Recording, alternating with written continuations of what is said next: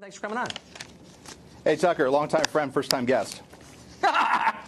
So you're for profiling now. What Yes. changed your mind? I thought you were against racial profile. I thought it was racist, but now it's not? Well, there's two sides of that coin, right? The same folks who think it's okay to profile African-American motorists on a freeway or Muslim Americans at an airport or Mexicans on the border, they say, well, look at the numbers.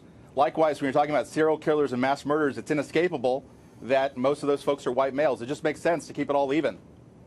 Okay, so you're just for the record, you're for racial profiling now. So the next time some big city police department says we're profiling people outside a mosque, you're going to say, yeah, good job.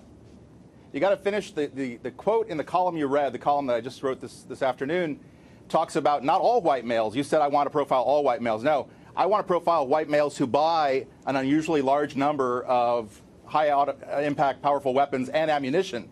If you do that, you add that behavior to that characteristic, yeah, I think those are good people to keep an eye on, keep a list of, and keep track of.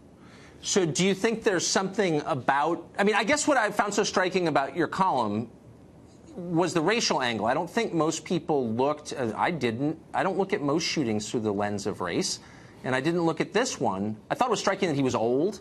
I thought it was striking he was a former IRS guy. I thought a lot of things were interesting, but his race didn't jump out at me, but obviously it was a real concern for you. Why was this a racial killing? Yeah. Yeah. It was for me and a lot of other Latino African-American friends I talked to.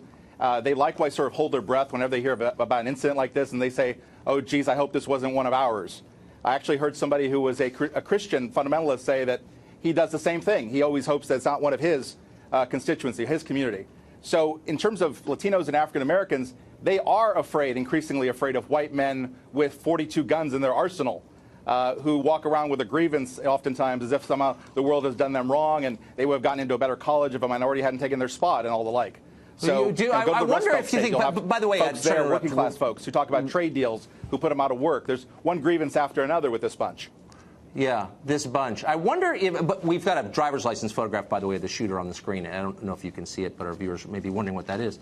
I wonder if when you go home and replay this tape and you hear yourself making generalizations about an entire racial group, if you'll think, wow, I've become a racist. I wonder if you'll come to that realization. I've been called every name in the book, Tucker, by the right, left, That's a sincere question, though. Don't blow it off. You just said about an entire racial group, they do this, they're this way, they have these attitudes. And that's, of course, the textbook definition of racism. So I wonder if you know that. Yeah. Here's the thing, and don't be condescending to me because it reminds me of white liberals. You and I both find white liberals to be really annoying. Okay, so don't say I wonder if you know that. I've been called a racist just last week when I took a stand against African-American athletes kneeling during the national anthem. Don't dodge the question and get into this. I'm offending both sides. No. I'm being very specific. I'm saying when you, like 30 seconds ago, not last week, said of an entire group of people who share only skin color, that's all they have in common. And behavior, the fact that they stockpile weapons and ammunition. That white people do. So you're comfortable with making derogatory statements about a whole group of people based on their race? Because I am not comfortable doing Tucker, that.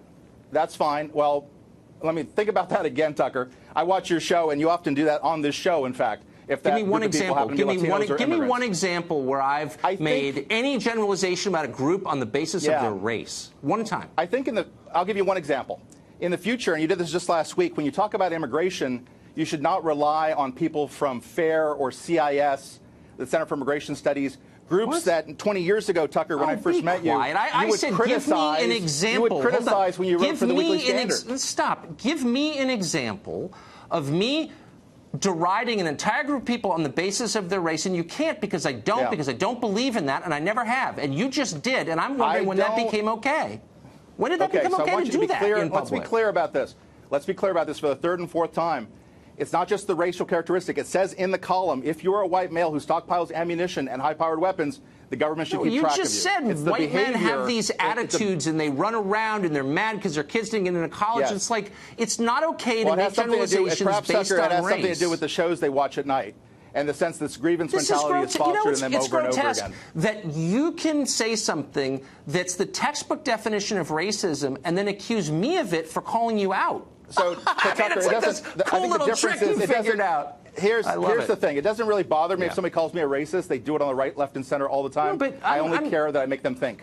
No, but I'm hoping to make you think about what you just said. I'm not saying that you are a racist. I'm saying what you just how do you said get by is if the FBI is racism. saying, Tucker, if the FBI is saying that the vast majority of serial killers and mass murderers are white males, how do you get away with not profiling them? How did they become so special that somehow the rules So that apply to special. other people being Your profiled words are doesn't apply to dripping them? with hostility. You make me nervous because I know that you're basically a reasonable guy, but you're dripping with race hatred all of a sudden, and it makes me worry about where this country is going. It really does. I mean that.